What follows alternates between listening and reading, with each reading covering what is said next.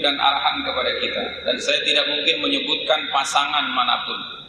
Saya ingin mengarahkan kepada kita bahwa kita kelak beberapa bulan lagi akan memilih pemimpin yang akan memimpin negeri kita.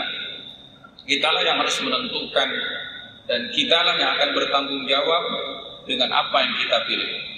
Karena segala sesuatu, amal apapun, kita akan mendapatkan balasan dari Allah Subhanahu wa taala, termasuk di dalamnya memilih pemimpin.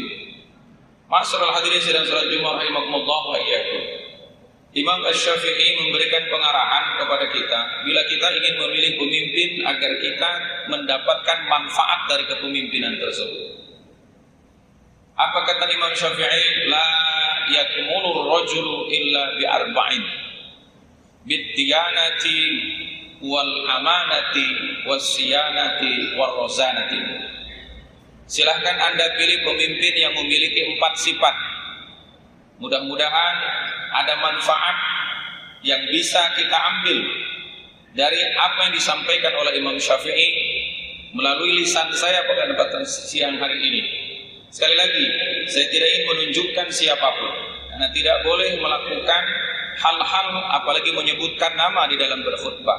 Akan tetapi kewajiban kita sesama muslim saling mengingatkan.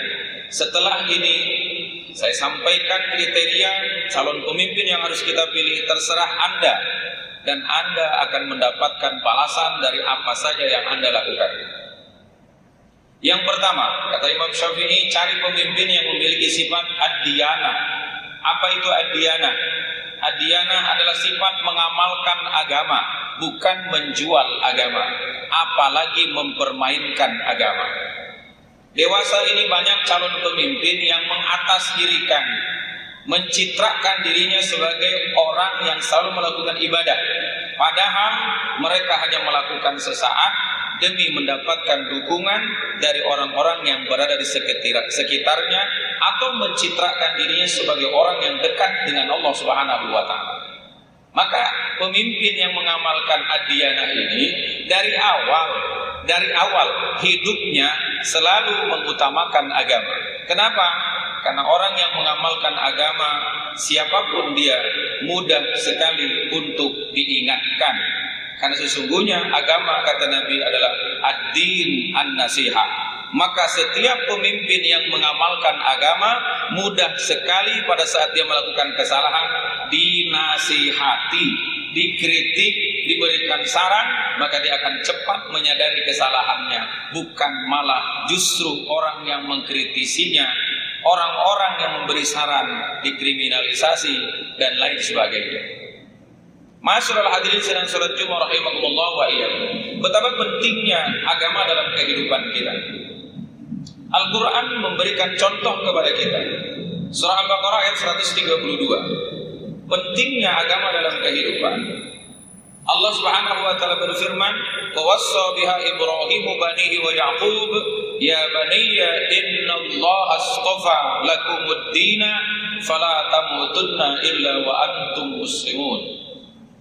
Nabiullah Ibrahim berwasiat kepada anak dan keturunannya, dan juga beliau mengatakan sebagai firman Allah katakan, istafa, Allah Subhanahu wa taala telah memilihkan kita.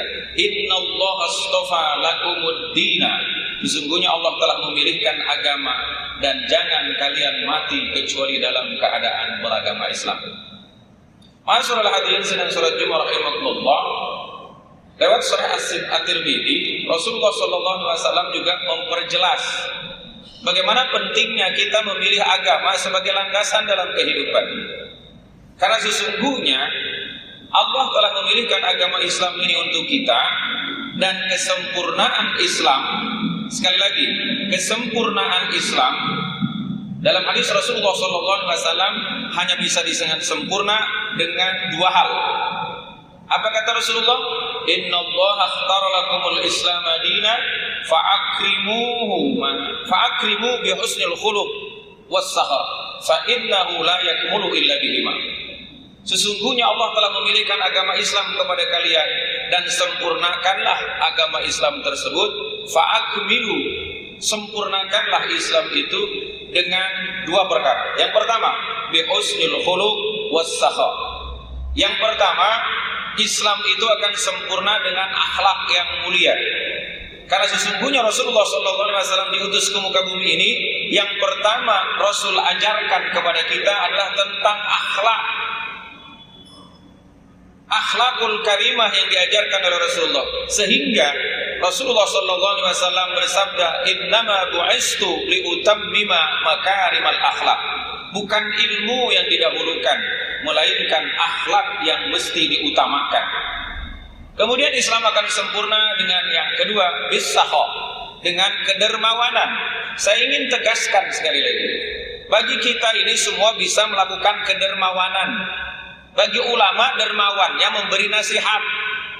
Kepada penguasa, dermawannya adalah memberikan kebijakan, tanda tangannya, membuat program-program yang menyenangkan rakyatnya. Itulah kedermawanan para petinggi, kedermawanan orang-orang yang memiliki jabatan. Bukan bagi-bagi sembako, bukan bagi-bagi uang. Itu bukan dermawan namanya.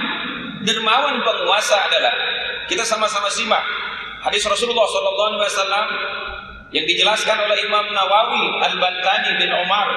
Beliau katakan, an-naf'u lil muslimin, perkara yang paling baik kita lakukan adalah yang pertama al-imanu billah, beriman kepada Allah. Yang kedua an-naf'u lil muslimin. Saya ingin sampaikan sekali lagi, hari ini lewat pengeras suara ini saya ingin sampaikan kepada para pejabat, kepada calon-calon pejabat, maka Anda tak perlu membagikan harta, melainkan bagikanlah tanda tangan Anda dengan cara membuat program yang Anda tanda tangani sehingga seluruh masyarakat yang Anda pimpin mendapatkan manfaat. Karena kata Imam Syafi'i, Imam Nawawi juga mentafsirkan hadis an-naf'u lil muslimin dengan 3 perkara. Yang pertama, bil maqal, maka ulama harus bicara. Karena itulah sesungguhnya kedermawanan ulama. Bicaralah, jangan diam saja. Yang kedua, au bil amwal, kedermawanan itu bisa dilakukan dengan bagi-bagi harta, tapi bukan buat pejabat. Bagi mereka al-aghniya, orang-orang kaya lah yang harus berbagi dengan hartanya. Bukan hari ini membagikan harta orang kaya karena ingin menjadi pejabat. Na'udzubillah, summa na'udzubillahi min dzalik. Yang ketiga, bagi mereka yang memiliki pangkat au bil jah, kata Imam Nawawi, manfaatkanlah pangkat dan kedudukanmu untuk memberi manfaat kepada masyarakatmu. Sekali lagi, cari pemimpin yang mengamalkan agama dari awal, bukan mendekati pemilihan lalu seolah-olah ibadahnya sempurna, dekat dengan masyarakat. Itu hanya tipuan saja.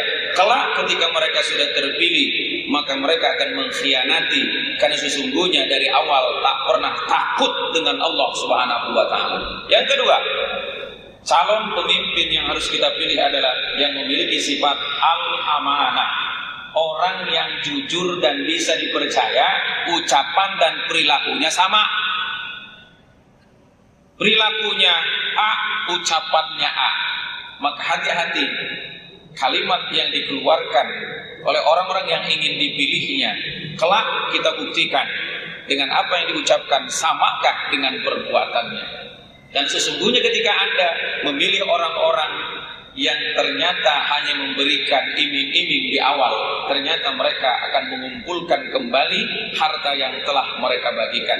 Tak mungkin memikirkan Anda sebagai masyarakatnya, melainkan mereka akan mengembalikan modal yang sudah mereka keluarkan.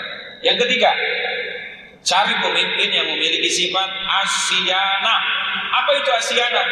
Asyianah itu sifat melindungi. Melindungi siapa? Bukan melindungi oligarki, bukan melindungi mereka-mereka yang punya banyak harta, tapi melindungi semua rakyatnya.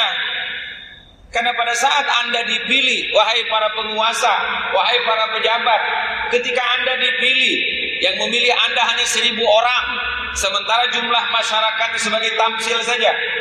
Contoh, misalkan dalam satu daerah ada 100.000 masyarakat yang berhak memberikan suaranya, akan tetapi yang memilih Anda hanya 800 orang.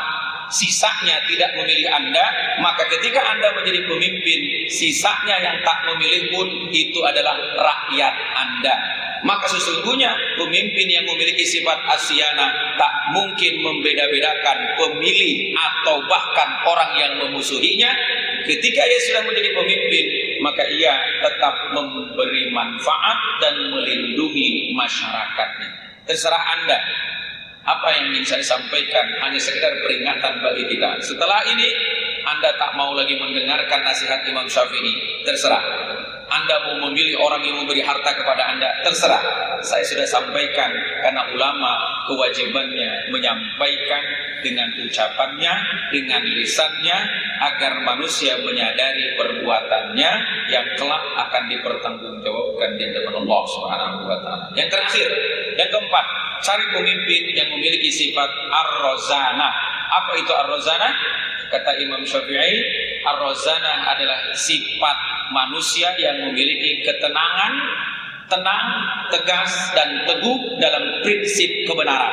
Maka cari pemimpin yang tenang dalam menghadapi persoalan, tak cepat marah, tak cepat juga melawan, tak cepat juga membalas, melainkan dia tenang dan apa yang dilakukannya menjadi keteguhan di dalam memberikan keputusan, sehingga walaupun mengancam keberadaan kehidupannya, mengancam nyawanya, mengancam harta dan kedudukannya, ia akan tetap lakukan bila itu menguntungkan rakyatnya. Masyarul hadirin sedang surat Jumat rahimakumullah wa iyyakum. Dari 4 sifat ini, saya yakin Anda sudah berpikir dan Anda mulai hari ini memutuskan kepada siapa jatuhnya pilihan kita, kepada pemimpin yang insya Allah 5 tahun ke depan setelah 2024 nanti akan memimpin negeri ini. Sekali lagi, saya tidak ingin menunjukkan siapapun, akan tetapi saya ingin mengingatkan kepada kita, dan Anda memiliki keputusan masing-masing, dan seluruh keputusan Anda yang akan Anda ambil seluruhnya menentukan kehidupan bangsa dan negara kita ke depan. Dan sekali lagi saya ingatkan, apa yang menjadi pilihan Anda bukan tidak dipertanggungjawabkan. Kelak di hadapan Allah Anda akan ditanya, kepada siapa Anda memberikan suara kekuasaan ini, dan Anda akan bertanggung jawab. Bila pemimpin yang Anda pilih melakukan kesalahan-kesalahan, Anda pun akan mendapatkan kesalahan tersebut, dan Anda pun ikut bertanggung jawab di hadapan Allah. Barakallahu li wa lakum fil Qur'anil azim wa nafa'ani wa iyyakum bima fihi minal ayati wa dzikril hakim wa taqabbala minni wa minkum tilawatahu innahu huwas samiul alim. Aqulu qawli hadza astaghfirullahal azim li wa lakum wa lisa'iril muslimin wal muslimat wal mu'minin wal mu'minat fastaghfiru innahu huwal ghafurur rahim.